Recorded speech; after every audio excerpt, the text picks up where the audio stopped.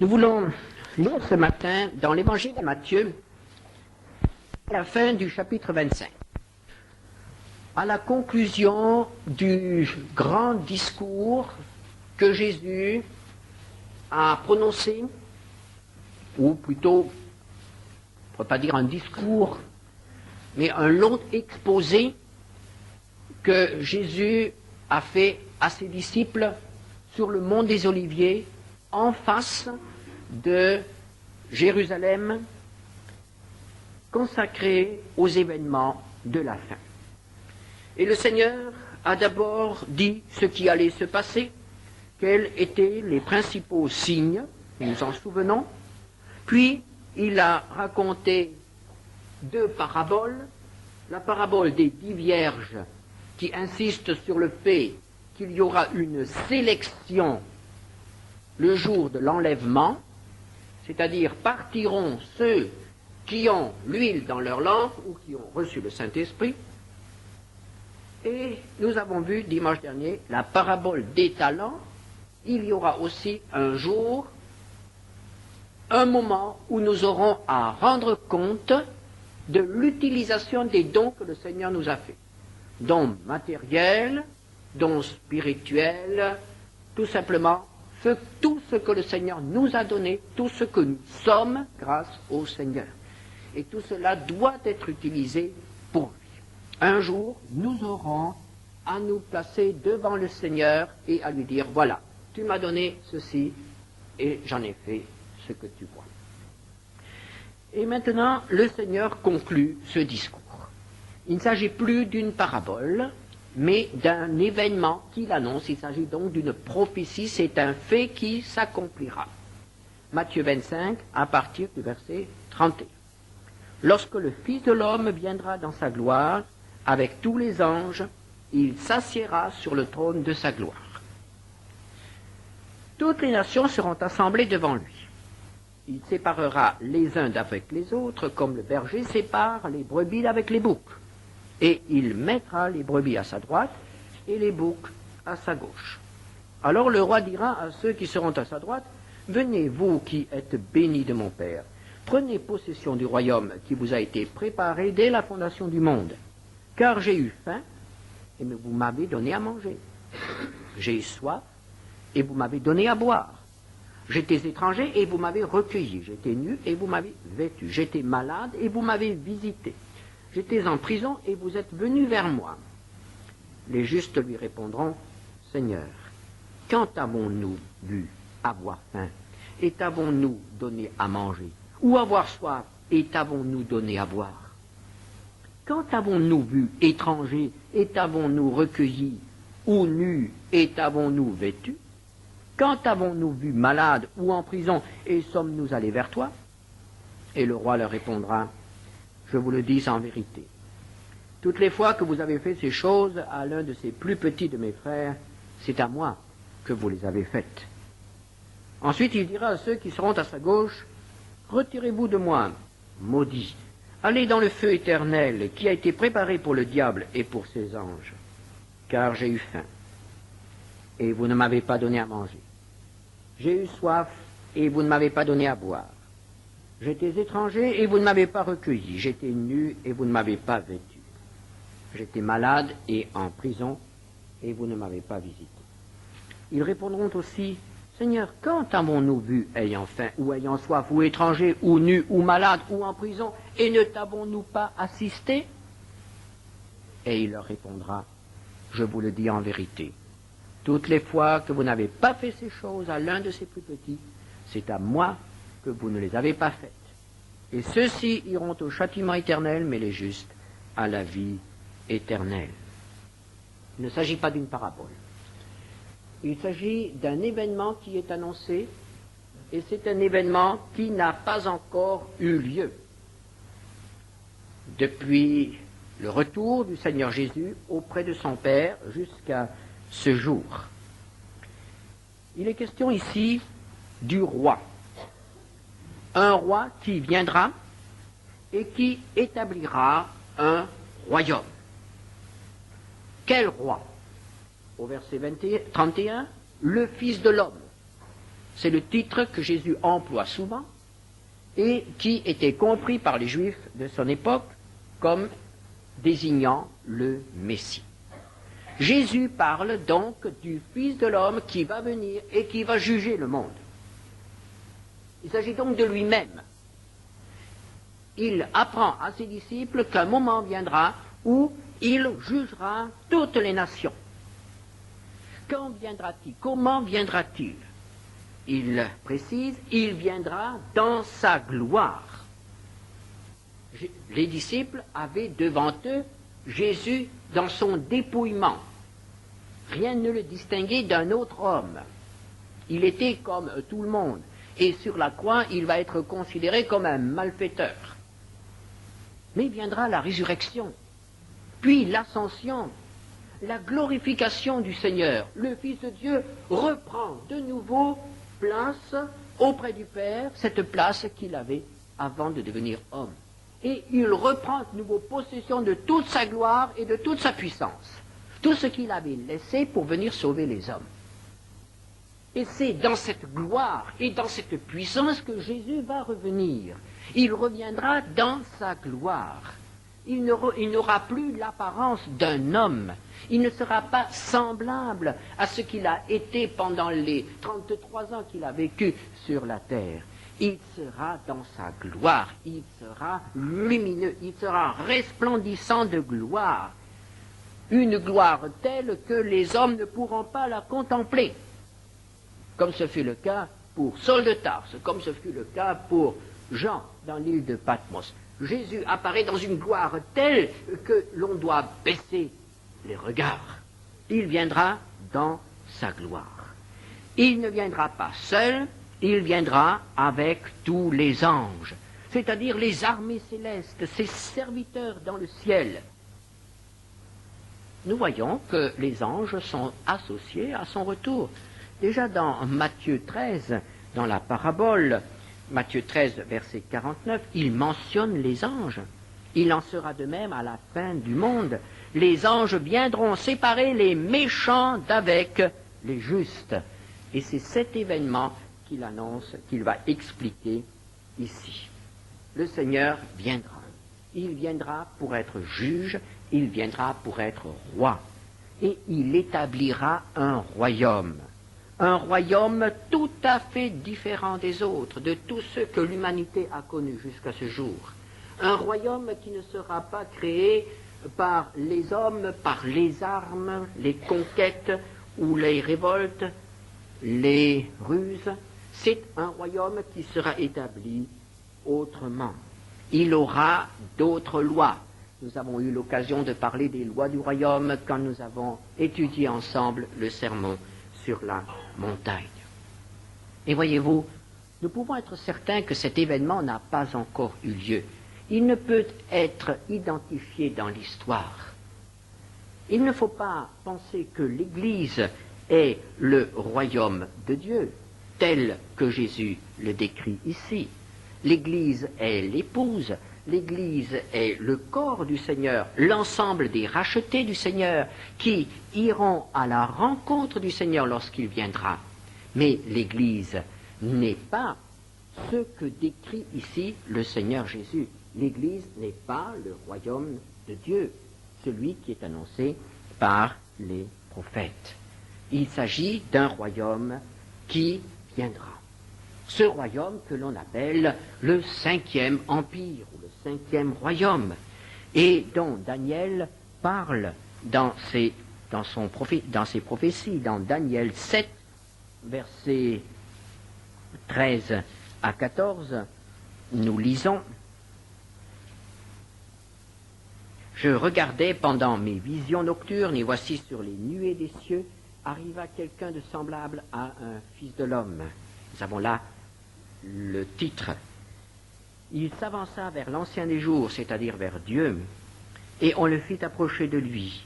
On lui donna la domination, la gloire et le règne, et tous les peuples, les nations et les hommes de toute langue le serviront.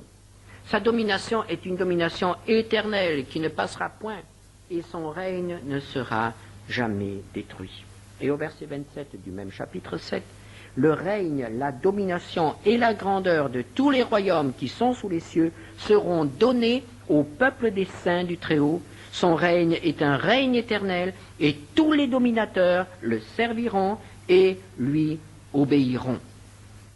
La capitale de ce royaume sera Jérusalem. Ésaïe 11, verset 10.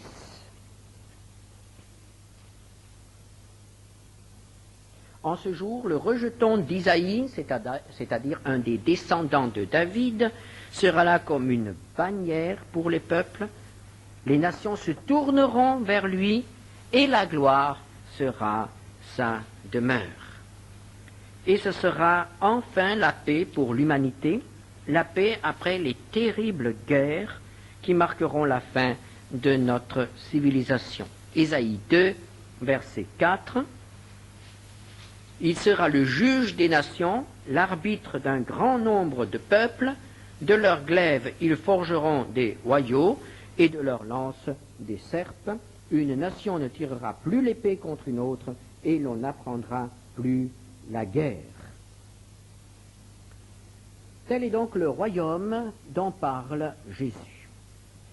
Et la question qui est posée est: quelles sont les conditions d'accès à ce royaume? Qui pourra bénéficier de ce royaume? À qui est destiné ce royaume? Ce royaume de paix, ce royaume de prospérité, dont Jésus sera le roi.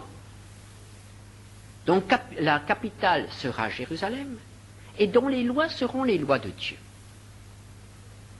Qui pourra entrer dans ce royaume? Eh bien, tout d'abord, Israël. Et il faut que cela soit tout à fait clair. Le royaume annoncé par les prophètes, c'est le royaume pour Israël.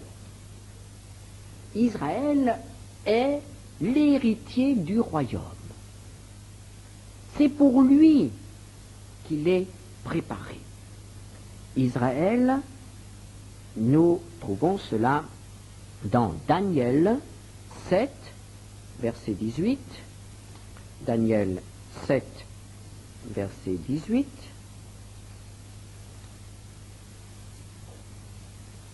mais les saints du Très-Haut recevront le royaume et ils posséderont le royaume éternellement, d'éternité en éternité. Pourquoi Israël est-il l'héritier du royaume de Dieu? À cause de l'alliance. L'alliance avec Abraham fait d'Israël le peuple de Dieu, le peuple de la révélation, le peuple du Messie, le peuple de l'alliance. Mais il y a aussi l'alliance avec David. 1000 ans après Abraham, Dieu conclut une alliance avec un homme, un jeune berger, qu'il choisit pour le placer à la tête de son peuple, le peuple d'Israël. David, le roi selon le cœur de Dieu.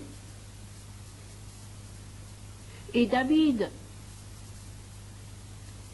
dans son amour pour le Seigneur, a l'intention de lui bâtir une maison. Et c'est l'occasion pour Dieu d'établir une alliance avec lui. Et nous remarquons que Dieu fait des alliances avec les hommes qu'il aime. Abraham, David. Et Dieu promet à David qu'il y aurait toujours, comme roi légitime à Jérusalem, un de ses descendants. La dynastie de David sera la dynastie, la famille du Messie, Messie roi. Et Jésus, qui est de la famille de David, par sa mère, Marie, et par son père adoptif, Joseph, il unit là les deux branches. Jésus est donc l'héritier du trône de David. Et il n'y aura pas de roi à Jérusalem, de roi instauré par Dieu, voulu par Dieu, en dehors du Fils de Dieu, devenu homme, descendant de David. Ce sera le Messie. Le Messie qui régnera alors à Jérusalem. Et le peuple du royaume sera d'abord Israël. Mais un Israël, un peuple bien, bien réduit. N'oublions pas que cet événement se situera après le règne de l'Antichrist, après les fléaux de l'Apocalypse, après la plus grande persécution des Juifs que l'histoire aura connue, qui dépassera de loin ce que nous avons connu dans la dernière guerre mondiale. Le prophète Zacharie nous dit qu'il ne restera que bien peu de Juifs. Bien peu resteront, subsisteront. Zacharie 13, versets 8 à 9. Dans tout le peuple, dit l'Éternel, dans tout le pays, dit l'Éternel, les 2/3 seront exterminés, périront. Et cela, c'est l'Israël d'aujourd'hui qui est concerné. Et l'autre tiers restera. Et qu'adviendra-t-il dans ce tiers? Je mettrai ce tiers dans le feu, et je le purifierai comme on purifie l'argent, je l'éprouverai comme on éprouve l'or. Il invoquera mon nom, et je l'exaucerai. Je dirai, c'est mon peuple, et il dira, l'Éternel est mon Dieu. Israël a devant lui encore de très grandes souffrances et beaucoup de pertes. 1/3 seulement, et 1/3 qui sera encore purifié, qui sera encore bien bien sélectionné. 1/3 seulement subsistera et pourra devenir le peuple du Messie, le peuple du royaume de Dieu. L'héritier du royaume, c'est donc le peuple d'Israël. Et l'Église, et nous, que faisons-nous là-dedans? Eh bien, nous ne serons pas le peuple du royaume. Absolument pas. Absolument pas. L'Église sera composée et sera à ce moment-là enlevée. C'est-à-dire que tous les rachetés du Seigneur seront en possession d'un corps nouveau, un corps de gloire, qui leur permettra de vivre une vie tout à fait différente de ce qu'a été notre vie, de ce qu'est notre vie sur terre. Nous ne serons plus comme nous sommes aujourd'hui.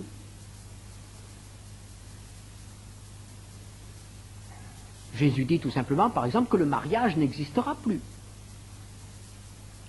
Nous ne connaîtrons plus les relations que nous avons connues entre nous sur terre. Maintenant, ce seront des relations tout à fait différentes. Notre corps sera un corps transformé, c'est le corps de gloire, c'est le corps de résurrection. Et nous serons en mesure de faire des choses que le peuple ne peut pas faire, c'est-à-dire qu'Israël, le peuple du royaume, ne pourra pas faire. Les Juifs continueront à être des hommes comme nous aujourd'hui. Mais l'Église sera différente. L'Église sera associée au Seigneur. Elle est l'épouse du Seigneur. Elle participera au règne du Seigneur dans une position intermédiaire entre les hommes et le Seigneur, dans un corps tout à fait différent. Quel sera notre rôle? La Bible ne le dit pas. La Bible nous dit simplement que ceux qui ressusciteront, c'est-à-dire l'Église, ceux qui ressusciteront auront part au règne. Apocalypse 20, verset 6. Heureux et saints ceux qui ont part à la première résurrection. La seconde mort n'a point de pouvoir sur eux, mais ils seront sacrificateurs de Dieu et de Christ, et ils régneront avec lui pendant 1000 ans. C'est-à-dire, nous serons les intermédiaires entre les hommes et le Seigneur, et nous serons associés à sa gloire. Mais alors, qui sera encore sur la terre à ce moment-là? Il y aura encore d'autres hommes. Laissons de côté l'Église. Il y a le peuple d'Israël. Très peu d'hommes finalement, pour le peuple d'Israël. Quelques millions peut-être, pas plus. Et alors? Et le reste? De quoi sera faite l'humanité sur la terre à ce moment-là? Elle sera faite des restes, des rescapés des peuples. Et c'est d'eux que parle ici le Seigneur Jésus, dans ce chapitre 25, à partir du verset 31. Il nous dit quelles seront les conditions d'accès au royaume, c'est-à-dire à cette grande période de prospérité, pour les hommes, tout simplement. Ceux qui ne sont pas juifs et ceux qui n'ont pas accepté Christ comme leur sauveur. C'est-à-dire ceux des autres religions, par exemple. Même les athées. Tout simplement, les autres hommes, la population mondiale. Ni juifs, ni croyants, ni chrétiens. Comment pourront-ils entrer dans le royaume? Eh bien, tout d'abord, nous voyons que lorsque le 5e royaume sera institué, Dieu donnera encore, d'après le prophète Daniel, une prolongation aux autres peuples. Daniel 7, versets 11 à 12, une prolongation d'existence. Daniel 7, versets 11 et 12. Je regardais alors à cause des paroles arrogantes que prononçait la corne, c'est-à-dire l'Antichrist, et tandis que je regardais, l'animal fut tué et son corps fut anéanti, livré au feu pour être brûlé, au moment du retour du Seigneur. Verset 12. Les autres animaux, c'est-à-dire les autres empires, furent dépouillés de leur puissance, mais une prolongation de vie leur fut accordée jusqu'à un certain temps. Les peuples de la terre ne seront donc pas tous anéantis au moment du retour du Seigneur. Dieu anéantira l'Antichrist et tous ceux qui ont accepté de porter la marque de la bête, ceux qui sont membres du parti du dictateur. Mais il y a les autres. Il y a les autres. Et alors aura lieu un grand jugement. Les prophètes parlent souvent de ce jugement. Jérémie, par exemple, Jérémie 12, versets 15 à 17. Mais après que je les aurai arrachés, il parle là des nations voisines d'Israël, j'aurai de nouveau compassion d'eux, et je les ramènerai chacun dans son héritage, chacun dans son pays. Il ne s'agit pas d'Israël ici, il s'agit des voisins. Et s'ils apprennent les voies de mon peuple, s'ils jurent par mon nom en disant l'Éternel est vivant, comme ils ont enseigné à mon peuple à jurer par Baal, alors ils jouiront du bonheur au milieu de mon peuple. Mais s'ils n'écoutent rien, je détruirai une telle nation, je la détruirai, je la ferai périr, dit l'Éternel. Prenons encore un autre texte dans Zacharie 14, versets 16 à 17. Zacharie 14, versets 16 à 17. Tous ceux qui resteront de toutes les nations venues contre Jérusalem monteront chaque année pour se prosterner devant le roi, l'Éternel des armées, et pour célébrer la fête des tabernacles. S'il y a des familles de la terre qui ne montent pas à Jérusalem pour se prosterner devant le roi, l'Éternel des armées, la pluie ne tombera pas sur elles. Dieu va donc agir avec des nations. Et c'est une des raisons qui nous permet de penser que ce processus d'accession à l'indépendance de tous les peuples est quelque chose qui fait partie du plan de Dieu. Chaque peuple doit être en mesure de prendre ses destinées en main. Chaque peuple doit être libre de choisir. Et chaque peuple sera alors responsable de son comportement sous le règne de l'Antichrist.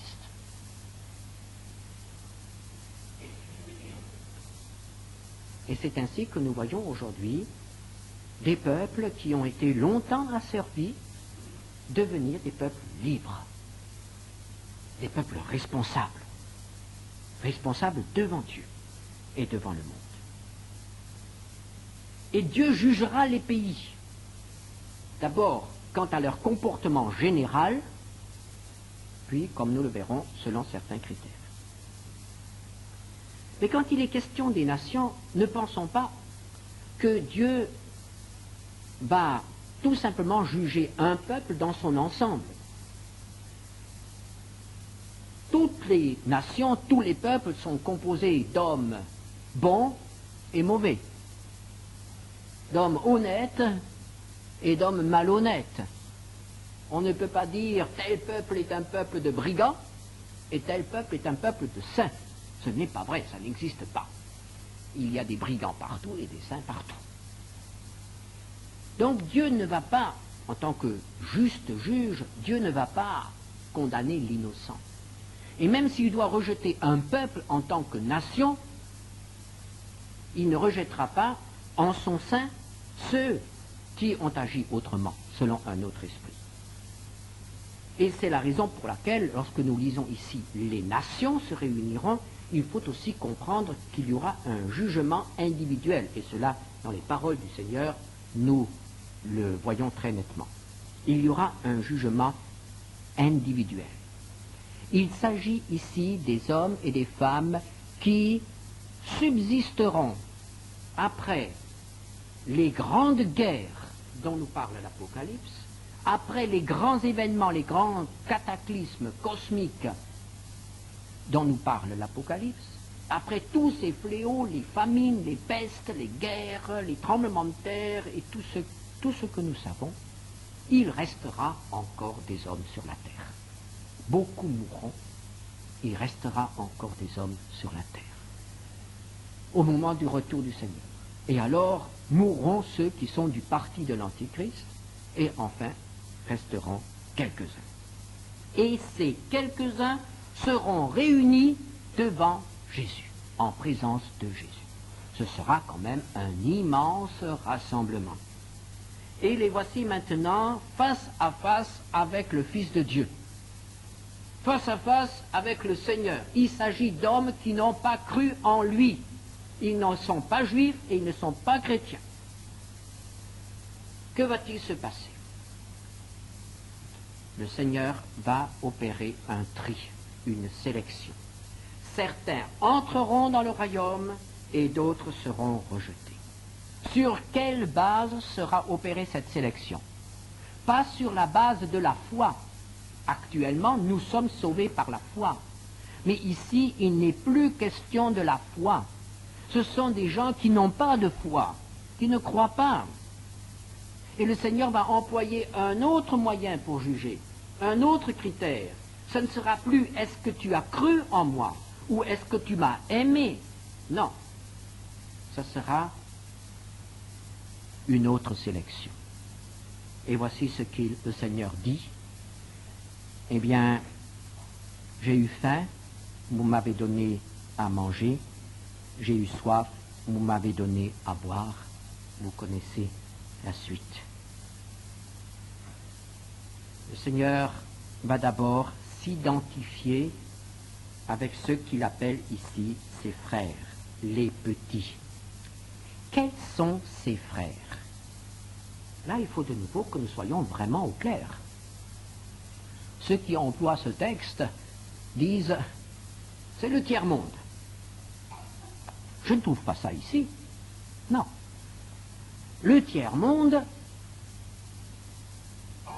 le quart-monde même, les pauvres dans le monde ne sont pas les frères de Jésus. Jésus n'a appelé aucun pauvre son frère.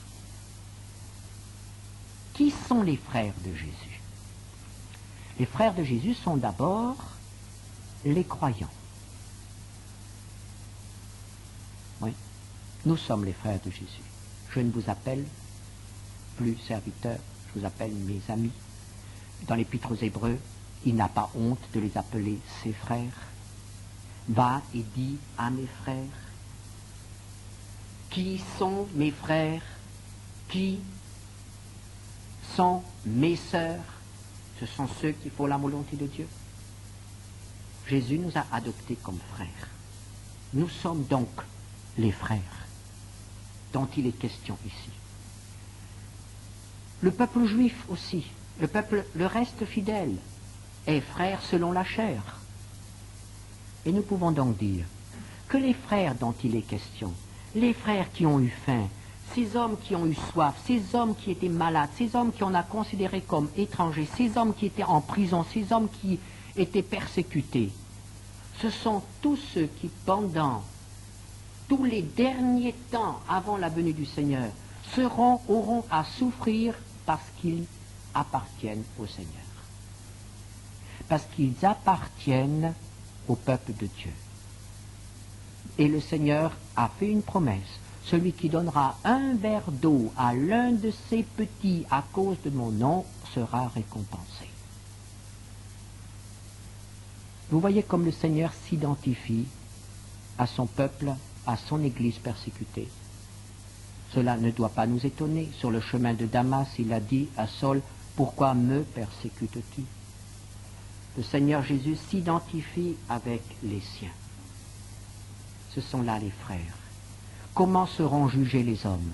Les hommes seront jugés d'après leur comportement envers l'Église et les Juifs. N'oublions pas que ce sera une période de persécution générale. Avant la venue de l'Antichrist et pendant le règne de l'Antichrist, tout ce qui est croyant sera persécuté. Mais certains ne persécuteront pas. On l'a vu dans la dernière guerre. Certains ne s'allieront pas à ces vagues de persécution. Et ceux-là seront récompensés. Et puis, évidemment, il y a aussi, d'une manière générale, la loi royale de l'amour. C'est l'exercice de la miséricorde, de la générosité, de la bonté, de la pitié. Il n'est pas question ici de religion, ni de foi, ni de connaissance de la parole de Dieu. Un seul critère, la miséricorde, l'amour. Dieu fera la différence entre un homme généreux et un homme égoïste et dur. Dieu fera la différence. Heureux les miséricordieux, a dit Jésus, car ils obtiendront miséricorde. Cela vaut encore la peine en ces jours où la charité diminue, où l'amour diminue, cela vaut encore la peine d'être généreux aujourd'hui. Et cela nous pouvons le dire aussi aux hommes qui ne croient pas en Jésus. Et puis les autres. Alors le verdict.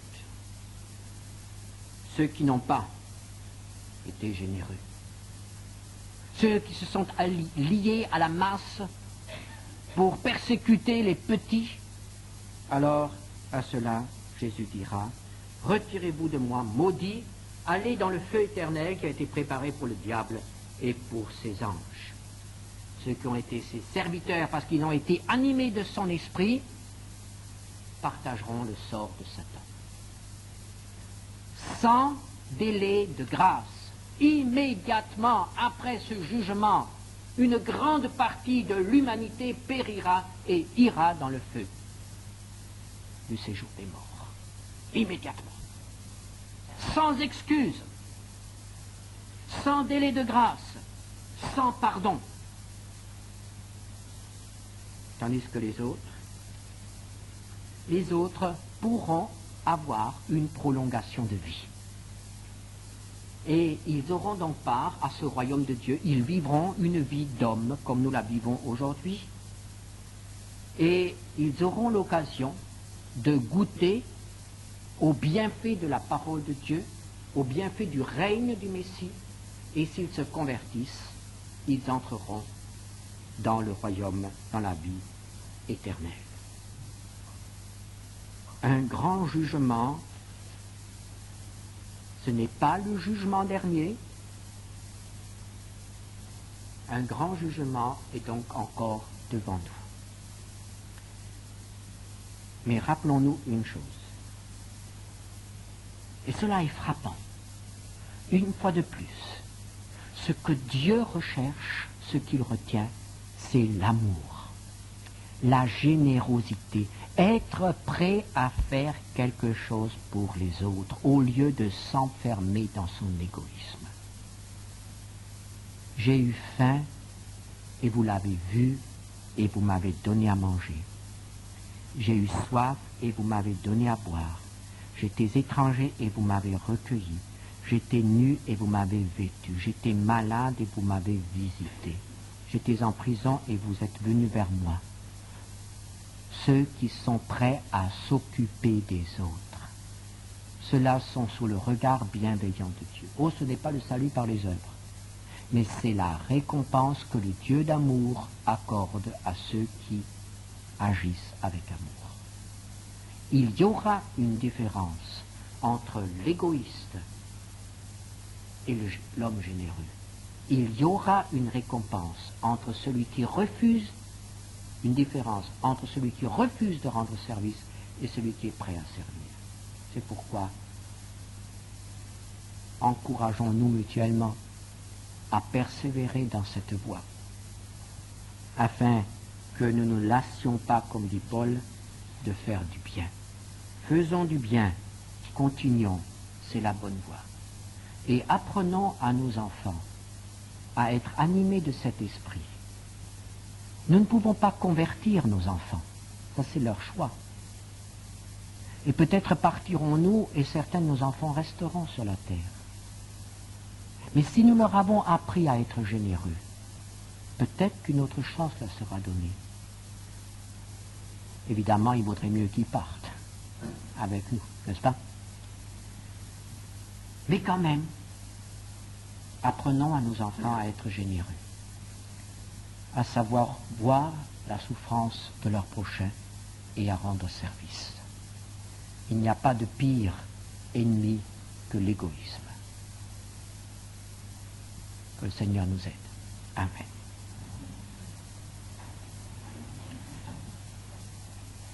Seigneur notre Dieu, guéris-nous de l'égoïsme. Guéris-nous de la dureté du cœur. Seigneur notre Dieu, merci parce que même dans ce chapitre qui est un chapitre de jugement, un chapitre qui peut faire peur, nous voyons que finalement c'est encore l'amour qui triomphe. L'amour qui seul est valable. Il n'y a rien d'autre.